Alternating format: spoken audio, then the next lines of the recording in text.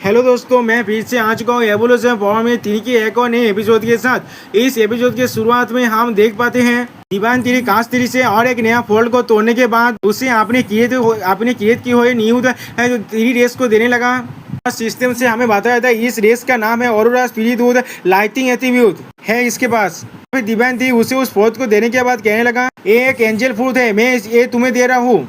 और फिर अगले सीन में हम लोग देख पाते हैं उस फ्रूट को वो तीरी बिंग का रेस खाने लगा, जिसके वजह से उसके अंदर से 4 पंख निकल आता है बिल्कुल किसी एंजल की तरह। अब उसका रेस पूरी तरह से चेंज हो चुका है, वो अब एक एंजल तीरी बन चुका है। अब उसे देखते हुए दीवान तीरी कहने लगा तुम आप एक पूरी तरह से न्यू पेसिस में बदल चुके हो।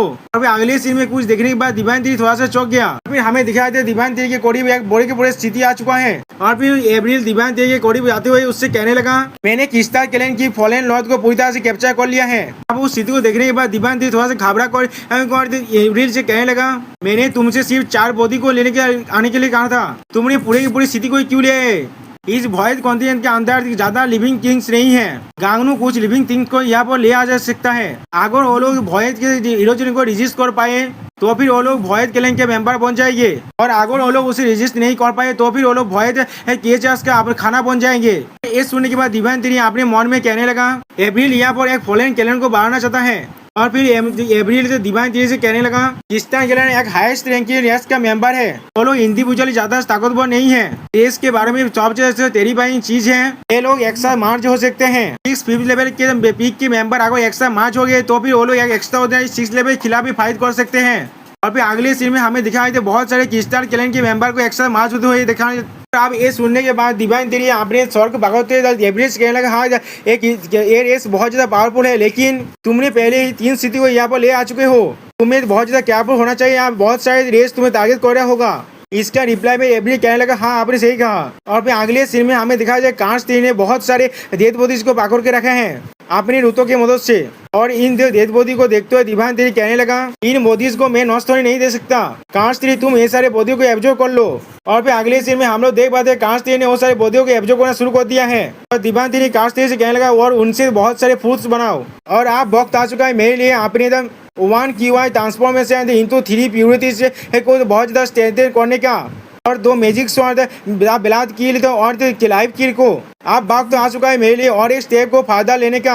अब दीवान तीरी को कल्टिवेशन करते हुए देखते हुए एब्रिल अपने मन में कहने लगा मास्टर ने फिर से कल्टिवेटिंग करना शुरू कर दिया है, इसीलिए मैं अदर पीसीस को कैप्चर करना चालू रखूंगा। और फिर हमें अगले सीन में मून का सीन दिखाया जाता है, यहाँ पर सैंडमैन अपनी पावर की मदद से एक वाटरफॉल को बना रहा है, और दोस्तों मैं इसका नाम पूरी तरह से भूल चुका हूँ, इसलिए मुझे माफ कर देना। फिर सैंडमैन कहने लगा मैंने अपना काम फाइनली कंप्लीट कर दिया है।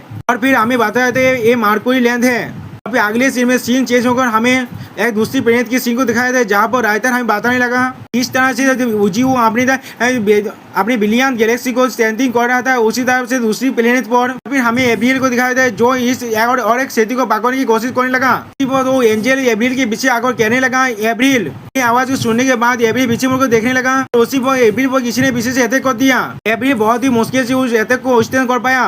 अभी एब्रिल गुस्से में उससे कहने लगा हाँ अभी सिस्टम प्लान से हमें बताया जाता है इस एंजल का नाम है YQ एक्स्ट्राऑर्डिनरी लेवल 5। एब्रिल उसे देखने के बाद गुस्से में कहने लगा मैं अब बहुत ज्यादा टायर्ड हो चुका हूँ तुम्हारे हर वक्त मुझको चेंज करने की वजह से, इसलिए मैं तुम्हें आज यहाँ पर खत्म करने वाला हूँ। अभी अगले सीन में YQ एब्रिल पर शॉर्ट से मारते हुए कहने लगा तुम विलेन आप मर जाओ। लेकिन अगले सीन में हम लोग देख पाते एब्रिल ने अपने स्काइट की मदद से उन सारे शॉर्ट सेलेस को पूरी तरह से तोड़ के रख दिया, लेकिन उसी पर एब्रिल के पीछे से तो तीनों बींग आसमान को तोड़कर निकलने लगा। इन्हें महसूस करने के बाद एब्रिल तो बहुत ज्यादा चौंक गया। उनमें से एक लायन जैसा देखने वाला बींग एब्रिल से कहने लगा ओमेन तुम मर जाओ। एब्रिल बहुत ही मुश्किल से अपने पंखों की मदद से खुद को डिफेंस करने लगा।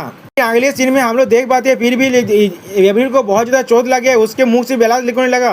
ये चीज को देखने के बाद YQ अपने मन में कहने लगा जैसा मैंने सोचा था ये सारे तो रॉयल फैमिली के ऑर्क्स है, और the road of the lion और ड्रैगन के रोड भी बहुत ज्यादा खतरनाक है। अभी अगले सीन में हम लोग देख पाते इन सारे बींगों को देखने के बाद एब्रिल अपने मन में कहने लगा 4 5th लेवल के बींग मेरे खिलाफ एक साथ आ चुका है, मुझे लगता है मुझे इस प्लेस को डिस्ट्रॉय करके यहाँ से जल्दी में निकलना पड़ेगा। उसी पर वो लायन किए चाहे तो एब्रिल पर अटैक करते कहने लगा यही हमारा चांस है। हम लोग देख पाते वो लायन किए चाहे बहुत ही स्पीड में और बहुत ही पावर के साथ एब्रिल पर अटैक करने लगा। और अगले सीन में हम लोग देख पाते उस लायन किए चाहे के अटैक की वजह से वो पूरे जाएगा पूरी तरह से डिस्ट्रॉय होने लगा। और दोस्तों यहाँ पर इस वीडियो का दी एंड होता है। Please subscribe my channel or like and share this video. And also please hype this video. Okay, bye bye, sayonara.